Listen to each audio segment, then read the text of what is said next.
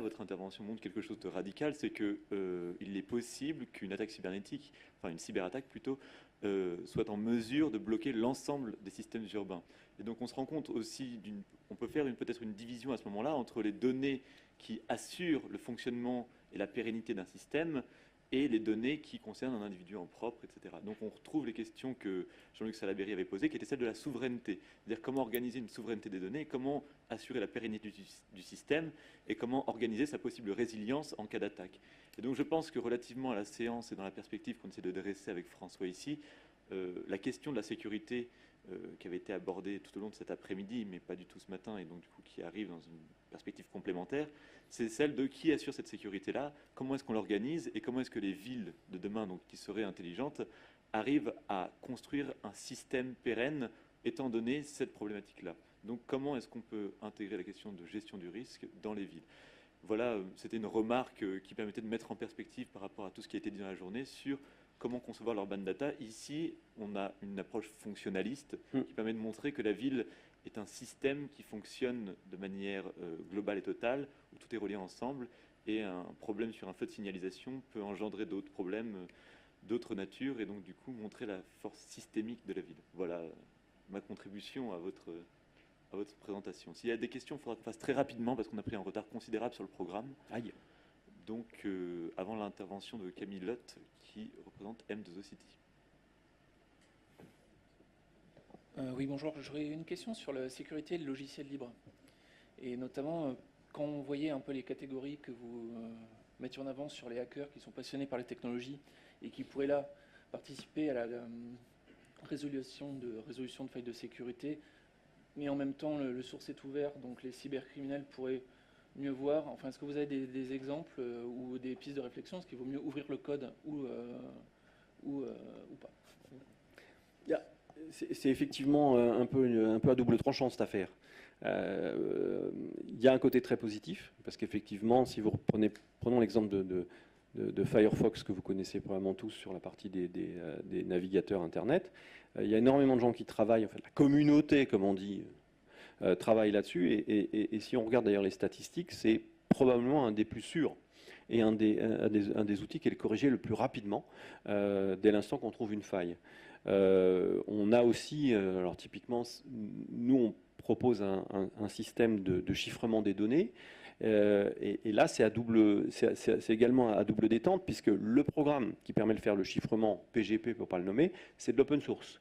Donc lui, on peut effectivement mettre son nez dedans et voir comment il fonctionne. En revanche, la partie des clés elles-mêmes qui vont servir à faire le chiffrement, évidemment, il faut qu'on repose sur quelque chose qui est plus complexe. Mais d'avoir des systèmes qui sont ouverts, ben voilà, ça va permettre d'aller voir ce qu'il y a dedans. Maintenant, rien n'empêche aujourd'hui, quand on voit en termes de recherche sur les vulnérabilités, aujourd'hui, c'est quasiment aussi simple d'aller chercher des vulnérabilités dans un logiciel propriétaire que dans un logiciel ouvert. Le fait d'avoir le code lui-même ne résout pas grand-chose, puisque ça a été automatisé. Il y a des outils informatiques qui cherchent les vulnérabilités sur tous les logiciels possibles et imaginables. Donc, il n'y a pas vraiment de réponse. C'est selon.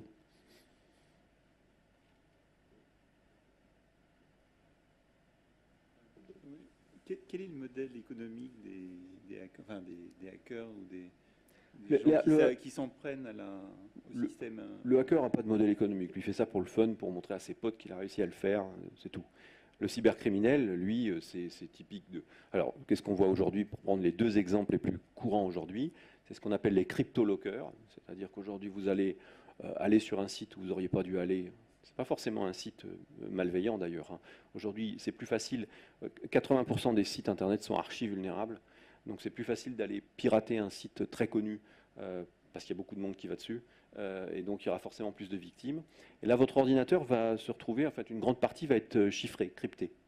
Et vous allez avoir un joli message qui vous dit, voilà, si vous voulez récupérer votre ordinateur, enfin ce qu'il y a dessus, c'est en 100, 200, 300 euros qu'il faut payer en utilisant des trucs bizarres comme Ucash, comme Western Union ou ce genre de trucs. Et là récemment, on a travaillé, quand je dis récemment, c'est très très récent, on a travaillé sur un cas parce que dans le cas où évidemment le bidule il chiffre 1 giga de données, 2 gigas, on peut considérer que c'est un individu, mais dans la mesure où on va chiffrer une vingtaine de téras de données, On se dit, tiens, je suis probablement tombé sur une entreprise. Et donc là, la rançon, c'est plus 300 €, c'est 80 000. Donc voilà comment ça marche. Et aujourd'hui, c'est tellement bien fait qu'une fois que c'est fait, c'est fini. C'est très, très, très difficile à déchiffrer. Donc si vous n'avez pas de backup, enfin, et de restauration surtout, eh bien, vous allez perdre vos données à moins de payer. Donc après, c'est follow the money ensuite. Hein. On va essayer de trouver, mais vous savez, le blanchiment d'argent sur Internet, ça fonctionne plutôt bien. Sur vos mobiles, les attaques, c'est les envois de SMS surtaxés. Donc vous allez télécharger une application qui est une vraie fausse application, qui fait pratiquement tout comme la vraie, sauf qu'en plus, elle envoie juste un SMS par mois à un numéro en Inde, par exemple, et qui vous coûte, allez, 4 €. Est-ce que vous allez vraiment remarquer 4 € de plus ou de moins sur votre facture? Peut-être, peut-être pas. Fois 100 000 personnes, ça fait 400 000 € par mois. Moi, je dis bon business. Hein. Allez voir la gendarmerie ou la police pour dire on m'a volé 4 €. Bon courage. D'accord. Donc, voilà, c'est des modèles comme ça, gagne petit dans certains cas, qui fonctionnent plutôt bien. Après, il y a ceux qui font du cybercrime à façon. Donc là, vous voulez absolument dégommer un concurrent. Vous allez payer des gens qui vont aller chercher toutes les informations. Donc là, c'est encore un autre niveau. Mais il y a pas mal de modèles économiques différents. Et c'est leur talon d'Achille parce qu'à un moment donné, il faut que l'argent arrive quelque part. La problématique avec tout ce qui est idéologique ou politique, c'est que ce n'est pas du tout le cas. Et que c'est même pas forcément à qui profite le crime. Parce que justement, là, on tombe dans le monde du renseignement. Donc là, ça devient un peu plus glauque encore. Parce que je peux très bien m'auto-attaquer et puis pour accuser mon ennemi. Donc là, ça devient complexe.